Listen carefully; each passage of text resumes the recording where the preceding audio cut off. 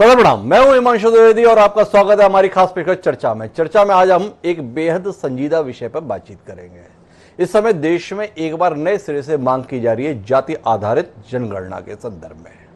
वो देश जिसमें किसी समय पर कवि ने कहा कि जाति न पूछो साधु की, पूछ लीजिए ज्ञान। जाति न पूछो साधु की, पूछ लीजिए ज्ञान। मोल करो तलवार का, पड़े रहन दो म्यान। उस देश में अचानक जाति जाति का खेल चालू हो गया है। लोग जानना चाहते हैं कि आपकी जाति क्या है, मेरी जाति क्या है। अंग्रेजी राज के समय 1931 में पहली बार और आखिरी बार जाति आधारित जनगणना हुई थी, लेकिन उस घटना को 90 साल बीत जाने के बाद इस समय देश में मांग मुखर है कि पिछड़ों को जानने, पहचानने और समाज की मुख्य धारा में लाने के लिए बेहद जरूरी है कि जाति के आधार पर जनगणना कराई जाए। देश के तमाम हिस्सों में प्रदर्शन हो रहे हैं, मांगे के संदर्भ में जुलूस निकाले जा रहे हैं। तर्क दिया जा रहा है कि आज़ादी के 70-75 साल बाद भी एक बड़ा वर्ग समाज में ऐसा मौजूद है जिसे उसे वांछित हक, हुकूक नहीं मिल सका है। हम इसी पर आज बात करेंगे। वो देश जिसमें बदलते समय के साथ तकरीबन 2500 से जातियों की पहचान सरकारी अभिलेखों में दर्ज करा दी गई है, वहां पर अब और कितनी जातियों के अभिलेखों में दर्ज होने की कवायद किए जाने की जरूरत है। समझने की कोशिश ये भी करेंगे कि जिस आरक्षण संबंधी प्रावधान को संविधान निर्माताओं ने 10 साल के लिए ही सुझाया था, 70 साल बीत जाने के बाद भी क्या वंचित वर्ग को मुख्य धारा में लाने में यह योजना सफल हो पाई है। जानने की कोशिश ये भी करेंगे कि जो देश 1990 के दौर में मंडल सिफारिशों को लागू करने के मद्देनजर धू-धू करके जला था, कि क्या ये नई कोशिशें वापस उस आग को जलाने के तौर तरीकों के तौर पर नहीं देखी जाएगी। जानने की कोशिश ये भी करेंगे कि क्या वाकई इस मांग को सिरे से खारिज इसीलिए कर दिया जाए कि आने वाले समय में इससे सामाजिक द्वेष बढ़ने की संभावना है, या इस मांग को इस नजरिए से भी देखा जाए कि आखिर कोई तो कारण होंगे जिसके चलते 70 साल बाद भी समाज में ऐसे लोग हैं जो मुख्य धारा में शामिल नहीं हैं। इस गंभीर विषय पर चर्चा का हिस्सा बनने के लिए हमारे साथ 4 खास मेहमान मौजूद हैं। उनसे आपका परिचय कराएं और देश के सम्मुख ज्वलंत प्रश्न बनकर उभर रहे जाति आधारित जनगणना की मांग पर कुछ सार्थक बातचीत करें। उससे पहले के समय है आज के विचार सूत्र का।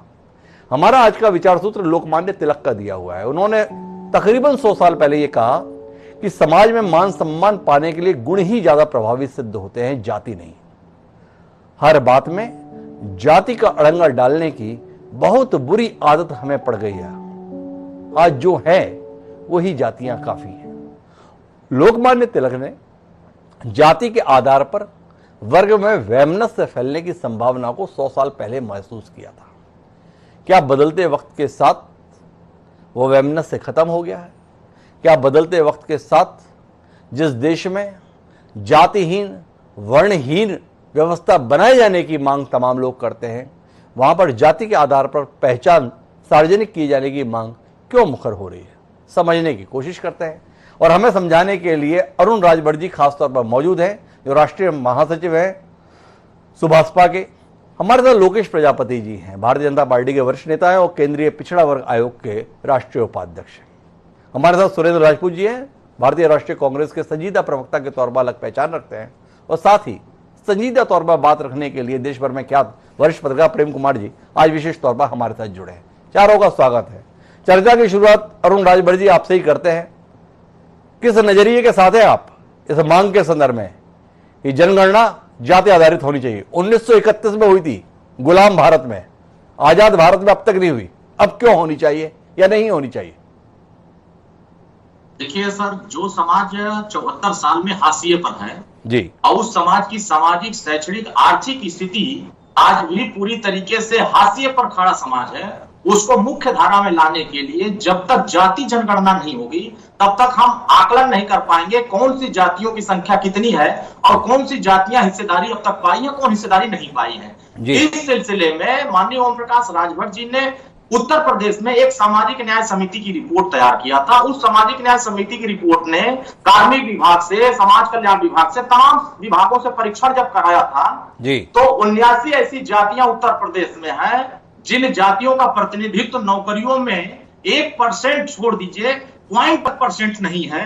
अब इसके लिए जब ओम प्रकाश राजभर जी उत्तर प्रदेश की सरकार से यह बात कह रहे थे कि इस रिपोर्ट को लागू होने से जो हाशिए पर समाज है उस समाज का प्रतिनिधित्व नौकरियों में हो जाएगा, जैसे पुलिस की भर्ती हुई थी, बीडीओ की भर्ती हुई थी, लेखपाल की भर्ती हुई, उसमें इनकी प्रतिनिधित्व हो जाती। लेकिन हुआ क्या, 9 राज्यों में, आंध्र प्रदेश, तेलंगाना, पांडुचेरी, कर्नाटका, हरियाणा, झारखंड, पश्चिम बंगाल, बिहार में जब यह योजना लागू हो चुकी है कि हम जो आरक्षण हमें 52% पिछड़ों का मिला हुआ है, लेकिन हमको 27% ही आरक्षण मिल रहा है 1990 से, तो जो 90 से 31 साल से जो आरक्षण मिला है उस आरक्षण में जो मजबूत जातियां हैं पिछड़े वर्ग की, वही इसका लाभ उठा रही हैं। जो कमजोर जातियां हैं जैसे राजभर हो गया, प्रजापति हो गया, पाल हो गया, अर्कवंशी हो गया, बंजारा हो गया, बारी हो गया, निषाद हो गया, केवट हो गया, बिंद हो गया, मतलब इन जातियों का अगर आप देखेंगे उठा करके रिजल्ट, तो इनको राजनीति में तो कोई जानता ही नहीं था और सामाजिक स्तर पर इनको हिस्सेदारी देने की बात कहां से आ जाती थी।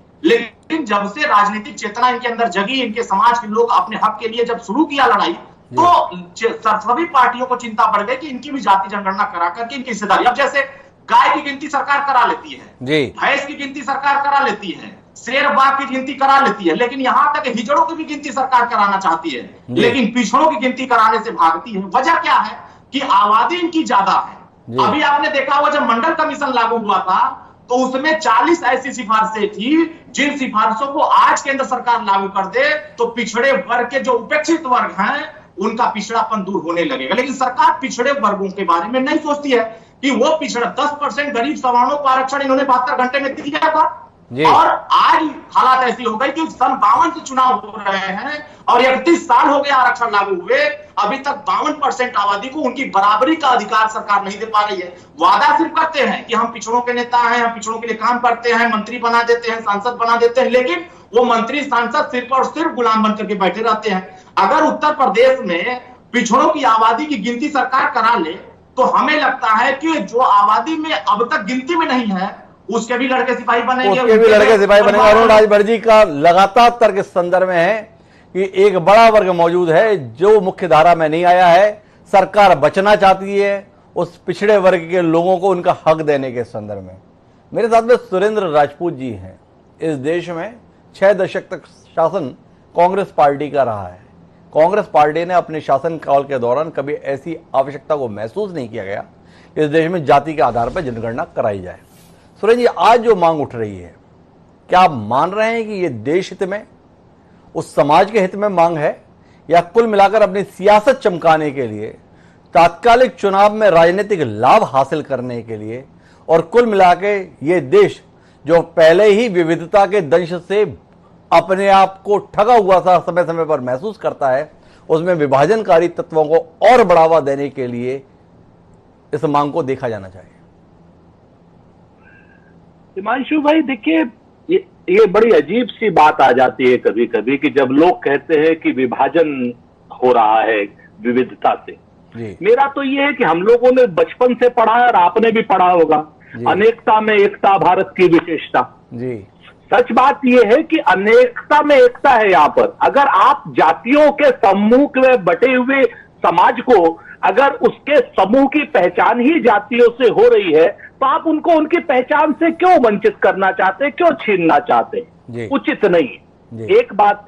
दूसरी बात, जिस तरीके से हमारा संविधान बना था, जब संविधान लागू हुआ था तो ये जितनी भी सामंतवादी ताकतें थी उस वक्त की, चाहे वो जनसंघ वाले लोग हों, चाहे आरएसएस वाले लोग हों, और चाहे हिंदू महासभा के लोग हों, चाहे अन्य लोग हों, उन्होंने बड़ा स्पष्ट कहा था कि हिंदुस्तान का संविधान तो बना हुआ है, मनुस्मृति है। जहां पर मनुस्मृति है और वहां पर और किसी संविधान की आवश्यकता नहीं है।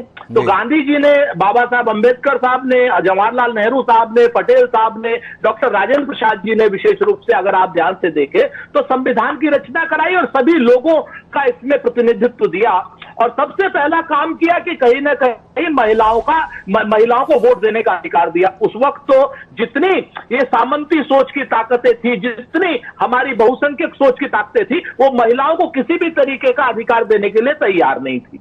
वही ताकतें, चाहे वो इस वक्त भाजपा में हो, चाहे वो किसी अन्य दल में हो, वही ताकतें बाकी समाज के वंचित वर्ग को, पिछड़े वर्ग को आगे ना आने देने के लिए इस तरीके की बातें कहते हैं कि विविधताओं का दंश झेला जा रहा है। सच ये नहीं है। सच ये है कि अगर इस देश की विविधताएं नहीं होती, इस देश में इतनी रियासतों को एक करके कांग्रेस ने एक टोकरे में हिंदुस्तान नहीं बनाया होता, अटक से कटक तक और कश्मीर से कन्याकुमारी तक हमेशा एक विविधता का ही देश रहा है, तो इसमें सब लोगों को बराबरी के अधिकार मिले, इसमें तो मुझे नहीं लगता किसी को कोई आपत्ति होगी, और होनी भी नहीं चाहिए। आपने अपने ओपनिंग रिमार्क में कहा कि साहब वो 10 साल के लिए आरक्षण लागू हुआ था, तो निश्चित तौर पर सारी योजनाएं शुरुआत में ऐसे ही की जाती हैं। जब तक समाज के अंतिम व्यक्ति को सामाजिक रूप से, क्योंकि आरक्षण जो है आर्थिक रूप से नहीं किया गया था, जो लोग सामाजिक रूप से वंचित लोग हैं उनको जब तक बराबरी का हिस्सा नहीं मिल जाता है तब तक ये आरक्षण की व्यवस्था रहेगी। लेकिन ये जो भारतीय जनता पार्टी के लोग हैं ये कहते हैं ना कि ये दोनों तरफ चलना चाहते हैं, समाज में पिछड़ों से दलितों से वोट तो लेना चाहते हैं लेकिन उनके अधिकार नहीं देना चाहते। जब अधिकार देने की बात आती है तभी आ जाती है कि साहब आरक्षण जो है वो विविधताओं का दंश है, और जब वोट लेने की बात आती है तो कहते हैं मैं तेली हूं, पिछड़े वर्ग से हूं, मैं फलाना हूं, ये हूं। उसके बाद कहेंगे कि साहब हमने स्वतंत्र देव सिंह को दे दिया, वो कुर्मी है, और मोदी जी धन्यवाद, 11 लोगों या 17 लोगों को पिछड़ों को हमने मिनिस्टर बना दिया, मोदी जी धन्यवाद, इतने लोगों को हमने दलितों को मिनिस्टर बना दिया। भाई एक तरफ रहिए, कहते ना दुरंगी छोड़ एक रंग हो जा, सरासर मोम या फिर संग हो जा। सुरेश जी आपने तमाम बातें कह ली और भारतीय जनता पार्टी के प्रति अपने प्रेम को जितने बेहतर तरीके से व्यक्त कर सकता है उतने बेहतर तरीके से व्यक्त कर दिया, पर उस सवाल को तनिक मात्र भी आपने छूने की कोशिश नहीं की जो मैंने आपसे किया। मेरा बुनियादी सवाल यह कि आज जाति आधारित जनगणना होनी चाहिए, और अगर होनी चाहिए तो 6 दशक तक इस देश पर शासन करने वाली कांग्रेस पार्टी ने अपने शासनकाल के दौरान जाति आधारित जनगणना क्यों नहीं कराई?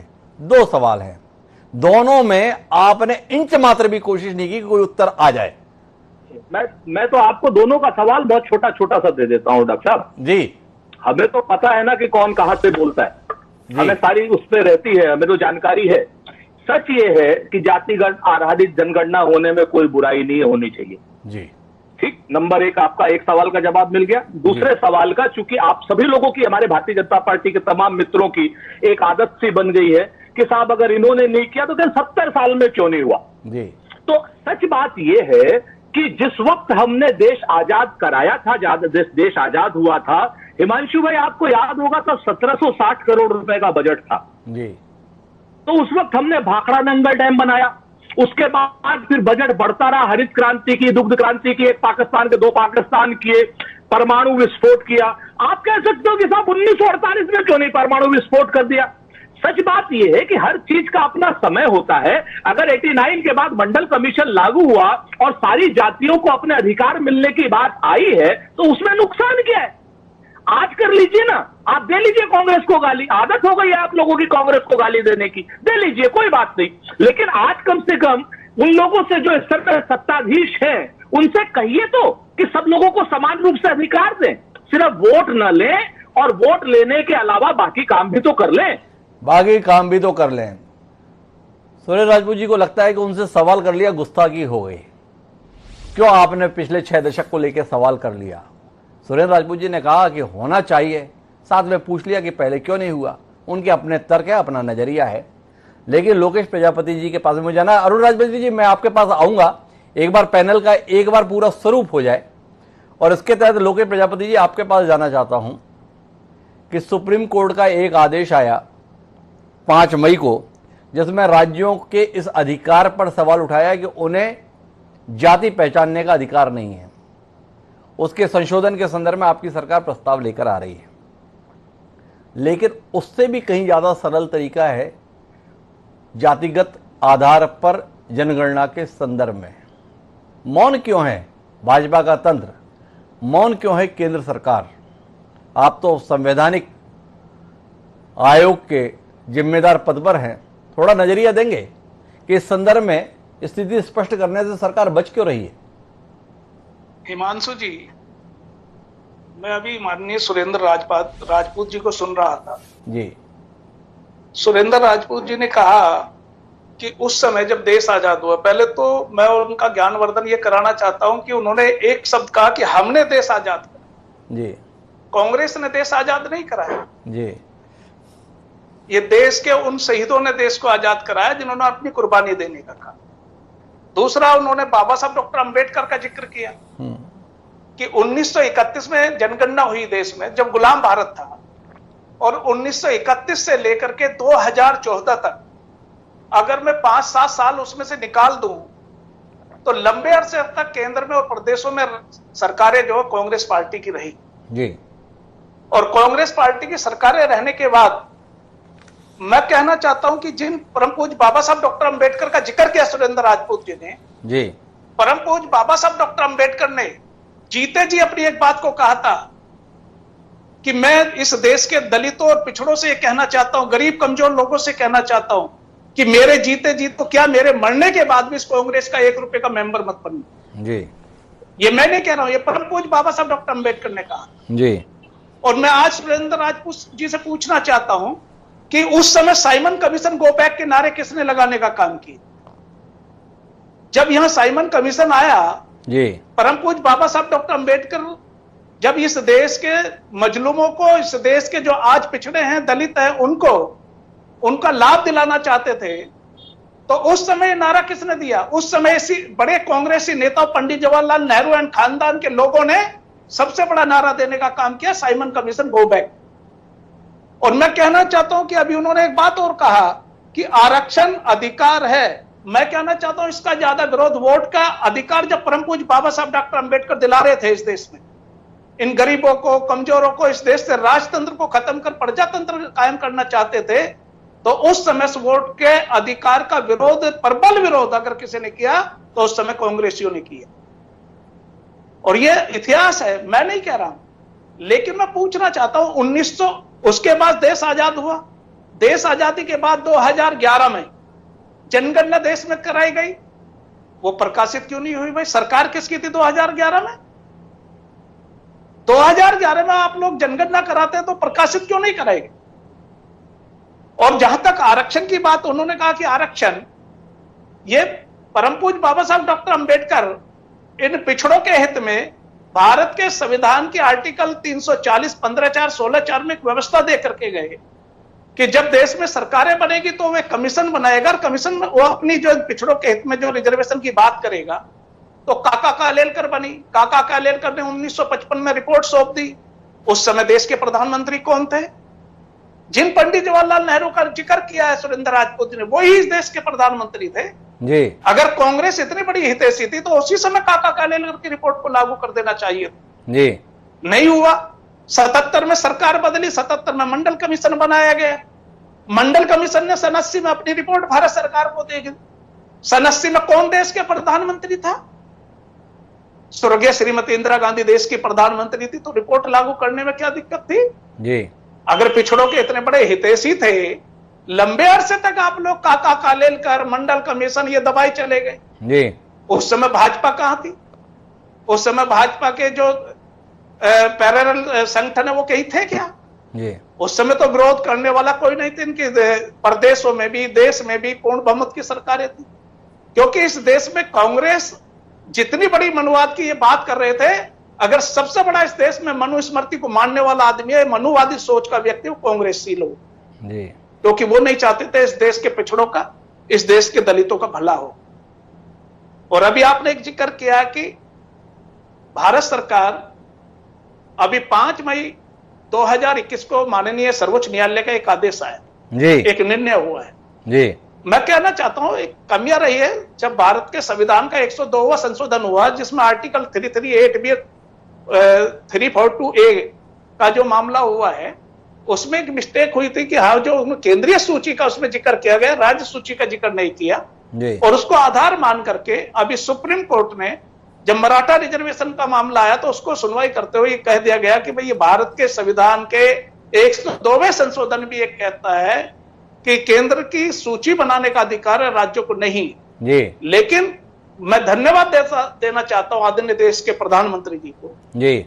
उन्होंने इस प्रजातंत्र को, लोकतंत्र को कायम करते हुए जी कि इस राज्य में संवैधानिक अधिकार जो राज्य के मुख्यमंत्रियों को है जी, उनको भी उनकी ताकत मिलनी चाहिए। और वो ये विधेयक लेकर के आए हैं और वो कैबिनेट नोट हमारे यहाँ आयोग में भी आया। उनकी मंशा है कि ये अधिकार राज्य सरकार को होना चाहिए जी, तो ये तो मंशा साफ साफ है। जी, भारत सरकार इसमें कैबिनेट नोट लेकर के आ रही है, विधेयक ला रही है जी, तो इसमें दिक्कत कहां है? अभी भाई अरुण राजभर जी, क्योंकि मेरे भतीजे भी हैं जी, अब, क्योंकि उनके फादर ने मेरे साथ काम भी किया लंबे अरसे तक, हम लोग एक सामाजिक करते चले आए जी, मैं अरुण जी से भी कहना चाहूंगा कि अरुण जी, अब आपका तो एक मुद्दा था जी, प्रदेश में कि इन 17 जाति उपजातियों को अनुसूचित जाति में शामिल करना। जी, आज आप अपने मुद्दे से भटक गए, जी, आज आप वर्गीकरण की बात करने लगे।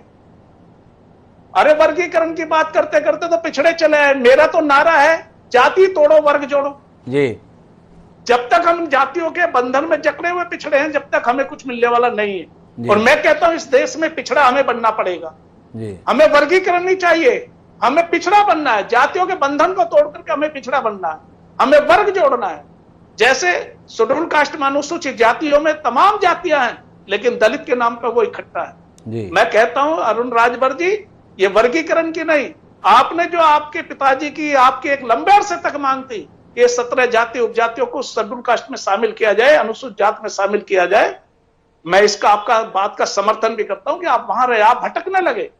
और अभी आपने कहा एक बात और अच्छे से कहा है कि भारतीय जनता पार्टी की सरकार में पिछड़े मंत्री बन गए, ये बन गए। 2017 में गठबंधन किसने किया? भारतीय जनता पार्टी से। लोकेश प्रजापति ने तो गठबंधन किया नहीं, ओम प्रकाश राजभर जी ने जाकर के गठबंधन किया और भारतीय जनता पार्टी के साथ मिलकर के चुनाव लड़ा और भारतीय जनता पार्टी की सरकार में मंत्रिमंडल में भी शामिल हुए। तब कहां चले गए थे? आपने क्यों? लोग, ये आपने इतनी सारी बात कही, पर जैसे सुरेंद्र राजपूत जी मौन रह गए थे, वैसे ही आप भी मौन रह गए। मांग उठ रही है जाति आधारित जनगणना की, होनी चाहिए, होगी, नहीं होगी? एक सवाल जिस पे आपसे स्पष्ट उत्तर की अपेक्षा है। एक दूसरा, आपने सुरेंद्र राजपूत जी की और कांग्रेस पार्टी की नीति को लेकर काफी बातें कही। कालेकर आयोग की सिफारिशें थी, पंडित जवाहरलाल नेहरू ने लागू नहीं किया। 1977 में आप सरकार में आए, आपने लागू कर दिया था? नहीं किया। मंडल आयोग की सिफारिशें लागू हुई, आपने क्या किया उस दौर में? जिस विश्वनाथ प्रताप सिंह ने मंडल आयोग की सिफारिशें लागू की थी, आपने उस सरकार से समर्थन वापस ले लिया। इसके बाद चाहते हैं कि आपको पिछड़ों के समर्थक के तौर पर हम याद करें। क्या उत्तर है आपके पास? हिमांशु जी, अगर भारतीय जनता पार्टी, देश के यशस्वी प्रधानमंत्री अगर पिछड़ों के हितैषी नहीं होते जी, तो कांग्रेस पार्टी की सरकार ने तो 1993 में जी, जब इंदिरा साहनी जजमेंट आया जी, उसके बाद जब राष्ट्रीय पिछड़ा वर्ग आयोग का गठन हुआ, गठन तो कर दिया जी, लेकिन उसको किससे संबंध कर दिया? एससी आयोग से संबंध कर दिया। जी, भाई उसी समय विधेयक लाते, ला करके संवैधानिक इसको पावर दे दिया होता जी, और उस समय पावर दे दिया होता 1993 में, जी, तो आज 27-28 साल के बाद ये दुर्दशा पिछड़ों की नहीं होती। माफी के साथ मैं आपसे सवाल कर लेता हूं। 1996 में माननीय अटल बिहारी वाजपेयी सर्वकालिक भारतीय जनता पार्टी के यशस्वी प्रधानमंत्री 6 साल तक सत्ता में रहे, क्यों नहीं संवैधानिक दर्जा दे दिया? क्या मानेंगे कि वो जब पंडित जवाहरलाल नेहरू और इंदिरा गांधी की परंपरा का निर्वहन कर रहे थे, नई परंपरा गठित करने के लिए नरेंद्र मोदी जी आए, तब पिछड़ों का ध्यान रखा गया। 6 साल जो भाजपा की सरकार थी, उस समय पिछड़ों के संदर्भ में आपका दृष्टिकोण वही था जो कांग्रेस का था। इस नजरिए से देखें। देखो हिमांशु जी, मैंने अभी आपको बताया ना, उस समय पंडित अटल बिहारी वाजपेयी जी जब देश के प्रधानमंत्री थे तो आपको पता था सरकार किस पे चल रही थी? किस पे चल रही थी? समर्थन पे। बैसाखी पर थी जी। उस समय बैसाखी पर थी। ये डर था कि कोई बैसाखी नीचे से ना निकाल ले। पिछड़ों के हित ज्यादा महत्वपूर्ण नहीं थे, सरकार में बना रहना महत्वपूर्ण था। आपके कहने का आशय इस रूप में लिया जाए? मैं वो नहीं कह रहा हूं। मेरा कहने का यह कि जो लोग नहीं चाहते थे वो लोग समर्थन में थे जी, उनमें कुछ लोग ऐसे थे।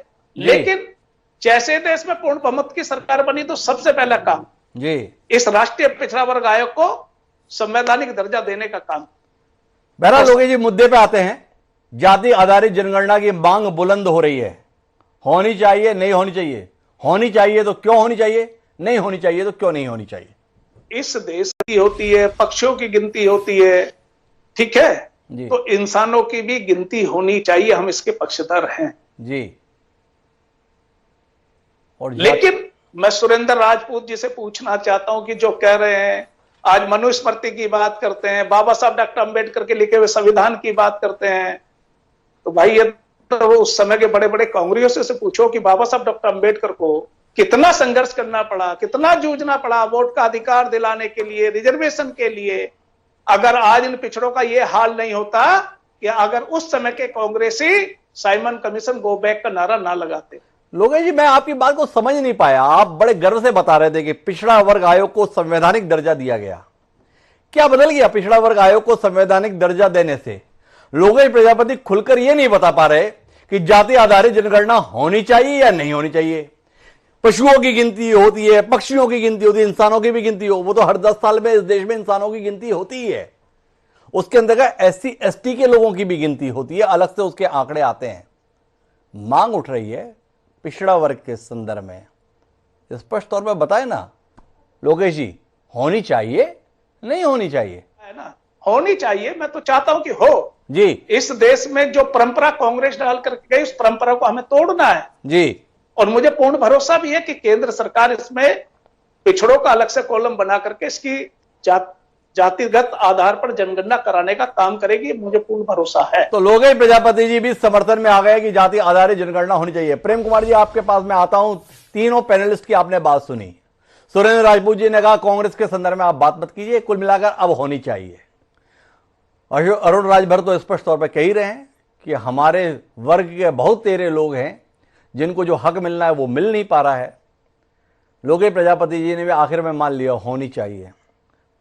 पर बतौर पत्रकार आपसे जानना चाहता हूं, SC ST की इस देश में जनगणना होती है, क्या बदल गया उससे उनकी जिंदगी में ऐसा जिसके आधार पर हम बात कर रहे हैं कि पिछड़ों की भी होनी चाहिए? क्या आप सुरेंद्र राजपूत जी की तर्क से इत्तेफाक रखते हैं अनेकता में एकता, भारत की विशेषता, इस नारे से काम चल जाएगा? या जिस तरीके से धू धू करता हुआ देश जलते हुए 1990 के दौर में हमने देखा है, वो सिलसिला और बढ़ चढ़कर देखने के लिए हमें मजबूर होना पड़ेगा? डॉक्टर हिमांशु जी, ये मसला जो है आरक्षण का जी, उससे ये बहुत जुड़ा हुआ मसला है कि जातिगत आधार पर आरक्षण गिनती हो।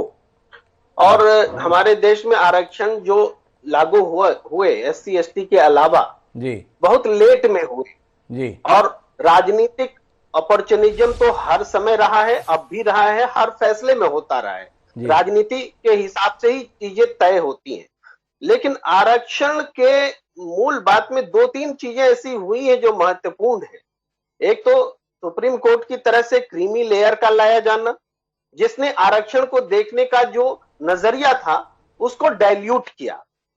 और दूसरा ये कि जैसे मायावती जी जैसे जो पिछड़ों की राजनीति करती रही, दलितों की करती रही, उनकी ओर से सवर्णों के लिए आरक्षण का समर्थन करना और इकोनॉमिक आधार पर आरक्षण का आना, इन 2 चीजों ने कम से कम आरक्षण जिस मकसद से शुरू किया गया था कि सामाजिक और शैक्षणिक आधार पर ये पिछड़े तबकों को मुख्य धारा में लाना, उस मकसद को डाइल्यूट किया है, ये मैं कहना चाहता हूं। अब उसके बाद जैसे हम आरक्षण लागू करना चाहते हैं उस मकसद के साथ कि पिछड़ी जातियां मुख्य धारा में आए, तो हमें उनकी गिनती से भी परहेज नहीं होना चाहिए था। लेकिन ये बात इतने दिनों के बाद क्यों उठ रही है? जो सवाल अरुण राजभर जी आज बोल रहे हैं कि 79 जो छोटी छोटी जातियां उनकी बात बोल रहे हैं जी, लेकिन यहां पर यह बात भी देखना है कि जिन लोगों जो आरक्षण के का लाभुक वर्ग जातियां रही, उसमें से कुछ एक जातियां आगे बढ़ करके आई जिसको क्रीमी लेयर भी चूज करना पड़ा। तो अब क्या 79 जो जातियां हैं इसको जो नेतृत्व कर रही हैं उसकी 4-5 जातियां ही इसका लाभुक वर्ग नहीं होंगी, इसकी भी कोई गारंटी नहीं है।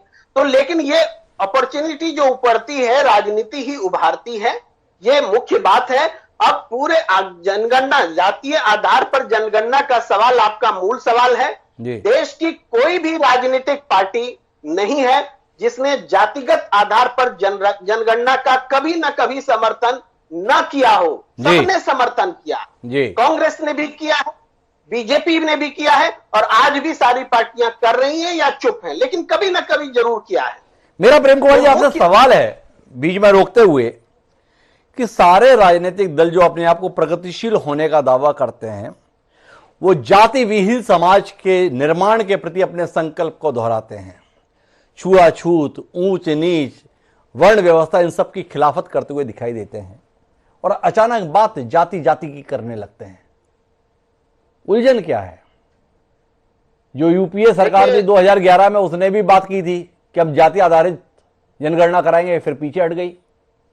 2018 में मोदी सरकार ने भी कहा था कि हम जाति आधारित जनगणना कराएंगे, पर अभी गृह राज्य मंत्री नित्यानंद राय ने लोकसभा में उत्तर दिया है कि 2021 की जनगणना जाति के आधार पर नहीं होगी। डॉक्टर लोकेश प्रजापति के जानकारी में खास तौर पर लाना चाहता हूं, कहा है, कहते कुछ हैं बाद में करते कुछ हैं, क्या मजबूरी आ जाती है?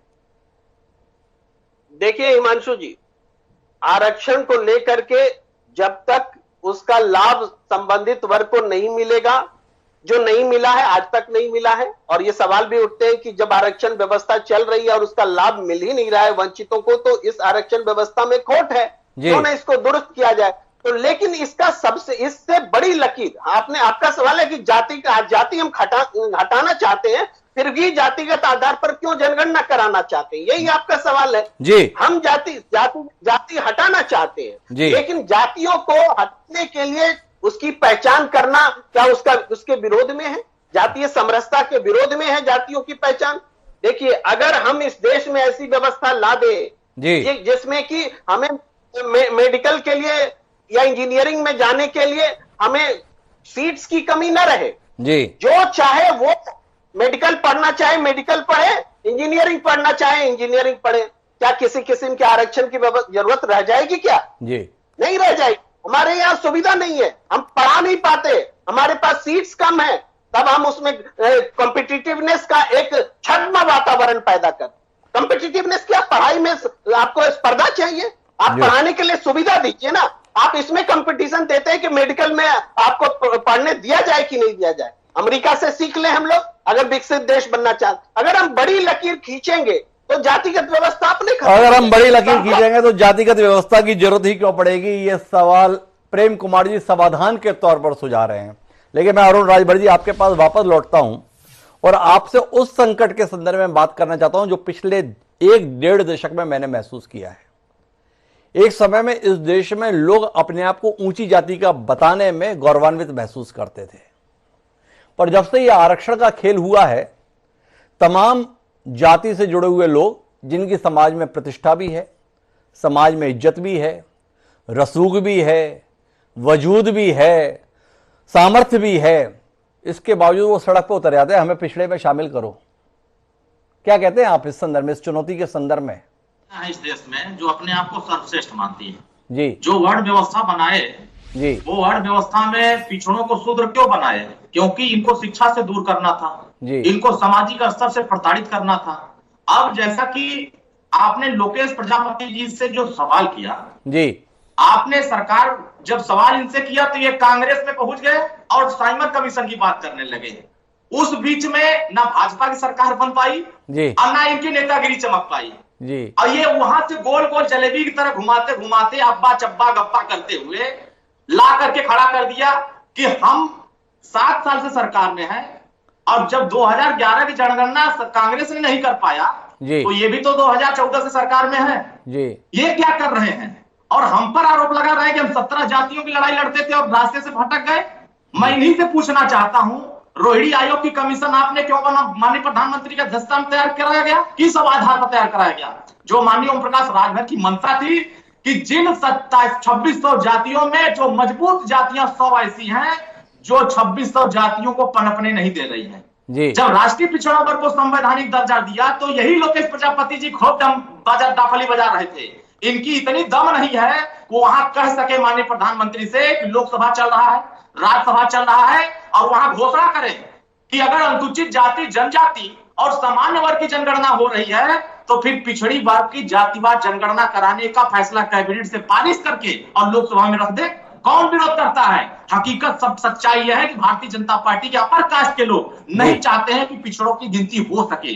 सच्चाई यह है, जैसा इन्होंने कहा कि थावरचंद गहलोत जी जब सामाजिक सहकारिता मंत्रालय में उनके मंत्री थे जी, तो प्राइवेट बिल आया था। प्राइवेट बिल किस बात का आया था? कि 17 जातियों को अनुसूचित जाति में शामिल कर दिया जाए। उत्तर प्रदेश ने एक लेटर जारी कर दिया 2019 में, आपको याद होगा, और जिलाधिकारी को लेटर दे दिया कि सभी अनुसूचित जाति का सर्टिफिकेट इन 17 जातियों को बना दिया जाए। इधर जारी करने का फरमान होता है और समझ जाता है जब जाति वापस बनाने, तो जिलाधिकारी कहता है कि हमें कोई नोटिफिकेशन ऐसा नहीं आया है कि हम आपका सर्टिफिकेट बना दे, और आप ये अधिकार राज्य सरकार को नहीं है। ये कौन कहा? राज्यसभा में थावरचंद गहलोत साहब ने कहा कि यह राज्य सरकार को नहीं अधिकार है कि कौन जातियां किस कैटेगरी में जाएंगी, कौन अनुसूचित में रहेगी, कौन पिछड़ी में रहेंगी। यह काम केंद्र सरकार का है और केंद्र सरकार को प्रस्ताव तो चला गया है। यह बतावे 7 साल से जब अनुसूचित जाति में शामिल करने का प्रस्ताव केंद्र के पास पड़ा है, तो फिर इसको लागू करने का प्रयास क्यों नहीं कर रहे हैं? लोकसभा में बहस क्यों नहीं करा रहे हैं? क्योंकि इनके लोग कहते कुछ है और करते कुछ है, ये कहना है अरुण राजभर जी का। लेकिन मैं सुरेंद्र राजपूत जी एक बार फिर आपके पास रुक करता हूं। आपको बड़ी शिकायत थी, आप लोग हमसे ऐसे ही सवाल क्यों करते हैं, लेकिन फिर भी सवाल है आपसे। 2011 में यूपीए सरकार के संदर्भ में फैसला लिया गया था कि इस बार जाति आधारित जनगणना कराएंगे, फिर नहीं कराई, और अचानक 2021 में सुरेंद्र राजपूत जी कह रहे हैं होनी चाहिए।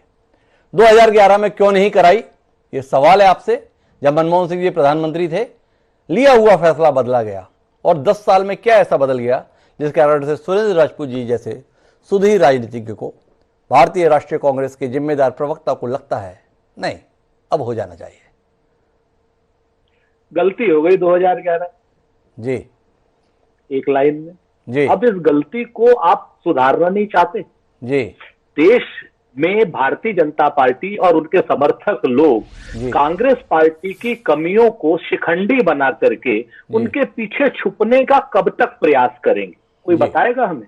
कोई बताएगा हमें? आज ये जो प्रजापति जी हैं, पिछड़ा वर्ग के क्या उपाध्यक्ष हैं, डॉक्टर लोकेश जी, डॉक्टर भी हैं साथ में जी। अब आज जिंदगी में मैंने पहली बार सुनी ये बात कि आज बिल्कुल क्लियर हो गया आरएसएस, हिंदू महासभा और जनसंघ को क्यों अंग्रेजों का दलाल कहा जाता था।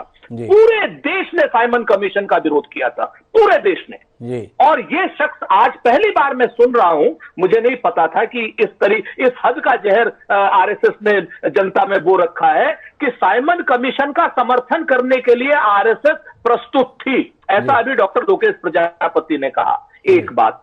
दूसरी बात, अभी पिछड़ा वर्ग आयोग की बात करी। भाई हम तो एक बात कहते हैं ना कि कोई कमी हमसे रह गई आप पूरी कर दीजिए। किसानों को हमने हरित क्रांति ले आए, दुग्ध क्रांति ले आए, किसानों को हमने डीजल सस्ता दिया, उसके बाद कुछ चीजें कमियां भी रह गई। ऐसी तो बात नहीं कि सारा कुछ किसानों को दे दिया, लेकिन जो हमसे नहीं हो पाया वो आप दे दीजिए। आप कहते हैं साहब नहीं उन्होंने नहीं दिया था इसलिए हम नहीं दे सकते। कांग्रेस बताए 70 साल में क्यों नहीं दिया था? अजीब किस्म की विडंबना है। और मैं आपके ऊपर बात नहीं कर रहा था हिमांशु जी, हम तो पिछले 7 साल से एक ही चीज झेल रहे हैं आप जैसे मित्रों से। आपकी बात नहीं कर रहा हूं, आप जैसे मित्रों से, कि जब हम कभी भी सत्ता पर प्रश्न करते हैं तब उनके सामने, सत्ता के सामने एक ढाल के रूप में आ जाता है कि भाई पिछले 70 साल में ये काम आपने क्यों नहीं किया।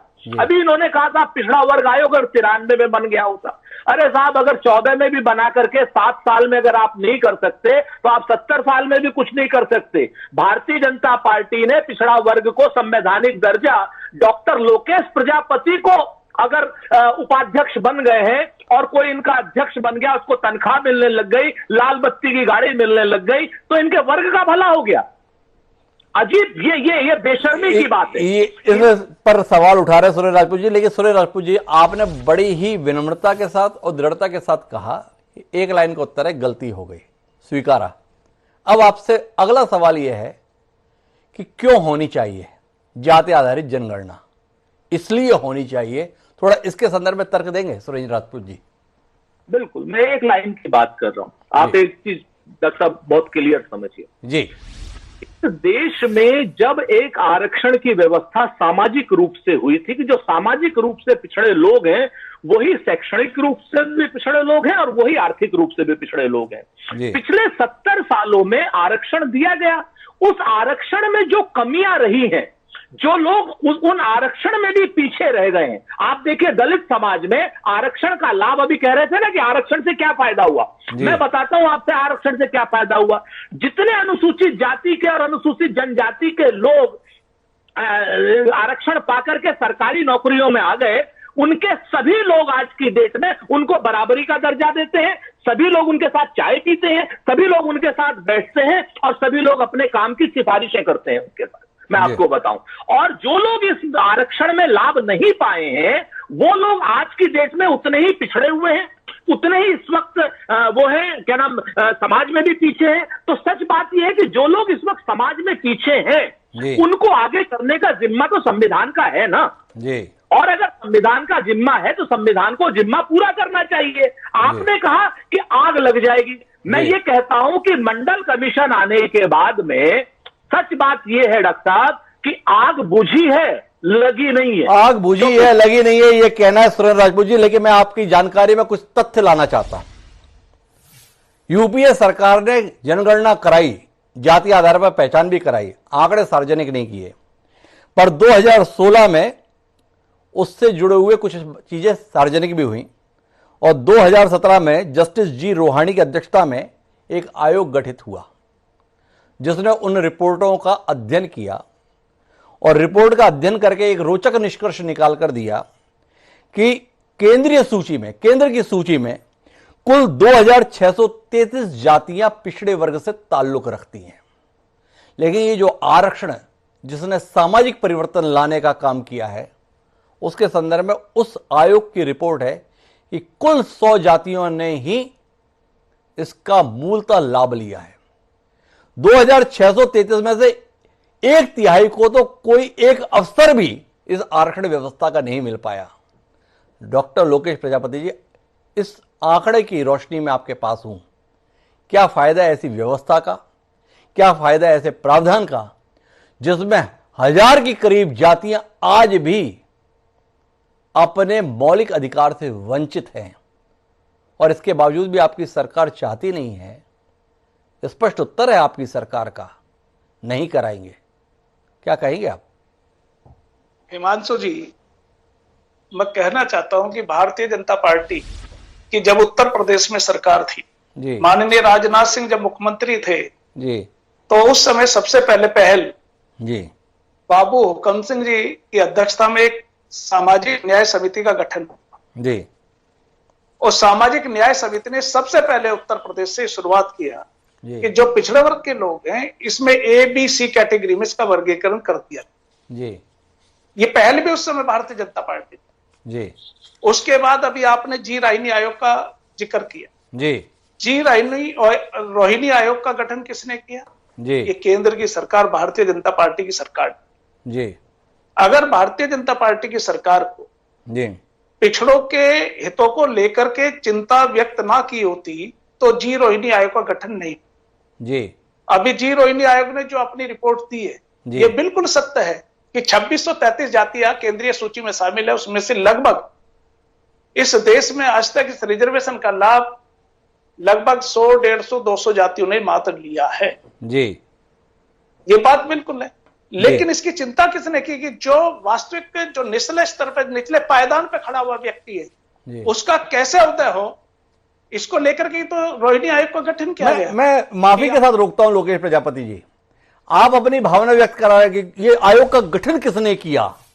भाजपा की सरकार ने किया, पर आयोग का गठन किसके द्वारा उपलब्ध कराए गए आंकड़ों के आधार पर हुआ? वो काम यूपीए सरकार ने किया।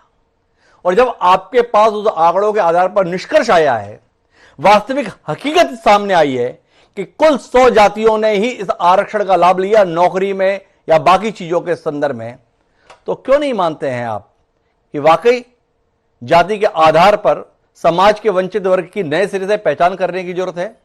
क्यों नहीं इस प्रकार की आवाज आप उठा रहे हैं कि जो जातियां पिछले 3 दशक से इसका लाभ लेकर अपने आप को मुख्य धारा में स्थापित कर चुकी हैं, अब उन्हें पिछड़े की सूची से निकाला जाए और जो अति पिछड़ों की स्थिति में है, जो वाकई वंचित हैं, जो वाकई शोषित हैं, जो वाकई उत्पीड़ित हैं, उनको मुख्य धारा में लाने के लिए इन प्रावधानों का लाभ दिलाया जाए। ये हिमांशु जी, मैंने कहा है ना, उसी को लेकर के जी रोहिणी आयोग का गठन किया गया है जी। रोहिणी आयोग अभी भारत सरकार को अपनी रिपोर्ट जब सौंपने का काम करेगा तो मुझे पूर्ण भरोसा है कि जिस सरकार ने इस आयोग का गठन किया उसको अमल में भी लाने का काम करेगा। डॉक्टर लोके प्रजापति उम्मीद जता रहे हैं, लेकिन प्रेम कुमार जी मेरा आपसे सवाल थोड़ा दूसरा है। एक तरफ जी रोहिणी आयोग का गठन है, उसके निष्कर्ष हमारे बीच में सार्वजनिक हैं, और इनके बीच में केंद्र की सरकार का लोकसभा में दिया गया स्पष्ट ऐलान है कि जाति आधारित जनगणना नहीं होगी।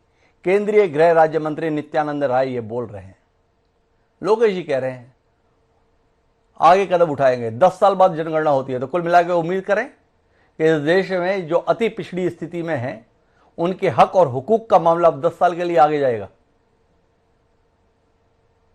निश्चित रूप से राजनीतिक दल जो है अपना नफा नुकसान देख करके ही फैसले लेते हैं जी। और रूप में आपने आंकड़े भी बताए कि 100 जातियों को फायदा मिल रहा है, आरक्षण का लाभ सभी जातियों को नहीं मिल रहा है जी। कैसे मिलना चाहिए इस पर विचार किया जाना चाहिए। आज आप देख रहे हैं कि उत्तर प्रदेश में 17 जातियां एससी में शामिल होना चाहती, ओबीसी कैटेगरी से एससी कैटेगरी में शामिल होना चाहती। और आप थोड़ी देर पहले कह भी रहे थे कि किसी समय जातिगत अभिमान वाली बात भी कुछ जातियों में हुआ करती थी, सवर्णों में रहा करता था। लेकिन आज जब उनसे भी पूछा जाए, सर्वेक्षण करा लिया जाए कि आपको आरक्षण की जाति में डाला जाए या नहीं, तो आपको आंसर जो मराठा जाति के हिसाब से ही मिलेंगे, जाटों के हिसाब से ही मिलेंगे। सबको आरक्षण चाहिए, यानी आरक्षण जो है सामाजिक और शैक्षणिक आधार पर अपलिफ्टमेंट का इंस्ट्रूमेंट नहीं होकर के आर्थिक आधार पर अपॉर्चुनिटी ग्रैब करने का, जॉब लेने का उपक्रम बन गया है। तो सैद्धांतिक तौर पर देखें तो पूरे हिंदुस्तान में एक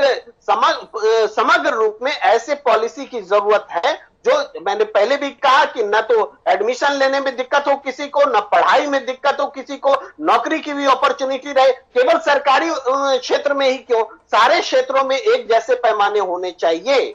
जब हम व्यापक दृष्टिकोण से इस तरह की बात करेंगे तब जातीय जनगणना न हमारे विरोध में नजर आएगी, न जातीय गणना से जातिवाद बढ़ता नजर आएगा। एक फैक्ट फाइंडिंग बन करके अपॉर्चुनिटी बनकर रहेगी। लेकिन अगर हम ऐसा नहीं देखते हैं तो हम आशंकित भी रहेंगे कि जातिगत जनगणना के आधार पर कहीं जातीय उन्माद को तो बढ़ाने की कोशिश नहीं हो रही है।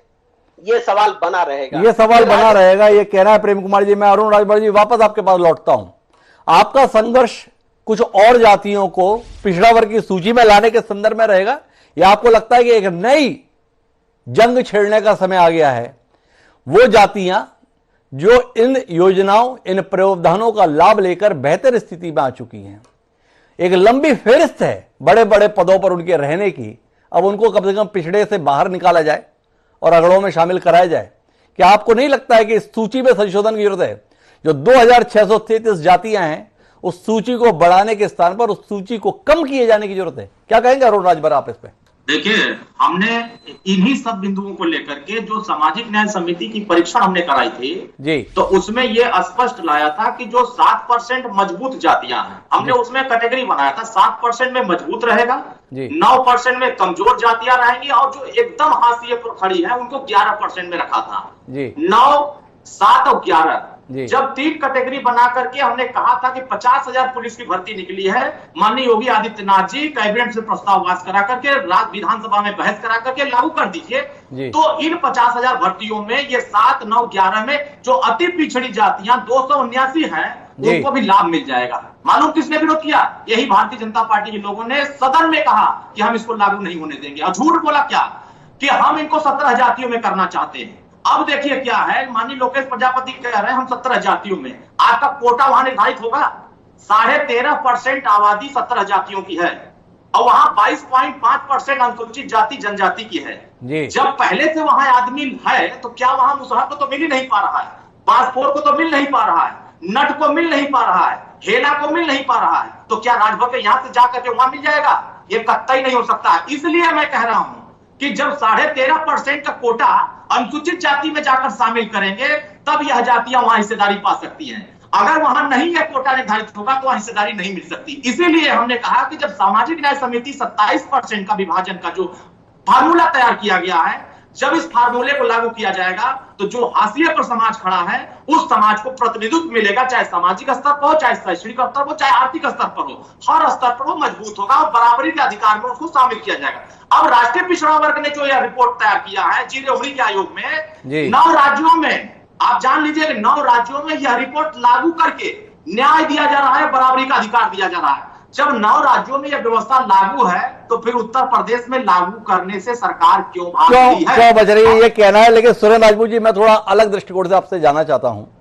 इसे आप परिहास का विषय भी मान सकते हैं, लेकिन आने वाले समय की आहट को देखते हुए सवाल आपसे कर रहा हूं। क्या आपको नहीं लगता है कि जाति के आधार पर और आरक्षण की सुविधा का लाभ लेने की हसरत जैसी समाज में बढ़ती जा रही है, आने वाले समय में हो सकता है कि ब्राह्मण और ठाकुर इस देश में आंदोलन करते हुए दिखाई दें कि हमें जो है पिछड़ों में शामिल किया जाए? इस अंदेशे को लेकर, इस आशंका को लेकर कोई दृष्टिकोण सुरेंद्र राजपूत जी रखना चाहेंगे? जब आपने परिहास की बात की तो मैं भी हल्के में ही कह रहा हूं डॉक्टर साहब, एक चीज जान लीजिए, जो इन सब लोगों से बचेगा वो हमारा और आपका होगा जी। वो तो आरक्षण अपने आप ही हो गया ना जी, आप समझिए मेरी बात को। तो जो सब लोगों से बचेगा वो हमारा। खैर, अब ये तो हो गई परिहास की बात। आपको 2 चीजें बड़ी साफ से समझनी होगी कि एक, प्रेम कुमार साहब ने बहुत अच्छी बात कही, इतनी अच्छी बात बहुत दिनों बाद मैंने किसी पत्रकार से सुनी है। उन्होंने कहा कि साहब समस्या तो आरक्षण की यही है ना कि जब चीज 2 है और मांगने वाले 10 हैं। अगर चीजें 10 की 10 हो जाएंगे और मांगने वाले भी 10 हो जाएंगे तो कौन किस चीज को पूछेगा? सच बात यह है कि अगर आप समाज के सारे वर्गों को बराबर की अपॉर्चुनिटी पर ले आएंगे और अपना, भारतीय जनता पार्टी एक जो बहुत विशेष कार्यक्रम चलाती है कि जो नहीं किया वो कांग्रेस ने नहीं किया, भारतीय जनता पार्टी या तो इतिहास में हमारी गलतियां बताएगी या भविष्य के सपने दिखाएगी। वर्तमान में ये कोई काम नहीं करना चाहते। पिछले 7 सालों में आप देखिए कि इन्होंने क्या ये नोटबंदी करने के लिए आए थे? जवाब मिलेगा नहीं। क्या ये जीएसटी को, कांग्रेस की जीएसटी को लागू करने आए थे? जवाब मिलेगा नहीं।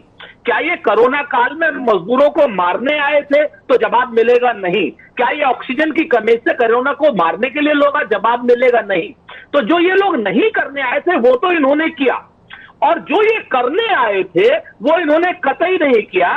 सच बात यह है कि डॉक्टर लोकेश प्रजापति जी जैसे पिछड़े समाज के लोगों को उपाध्यक्ष बना करके, तनख्वाह दे करके इनको बैठा दिया, एम्पलीफायर बना करके कि साहब अब आप बताइए, आपको हमने बैठा दिया तो इनके समाज का भला हो गया।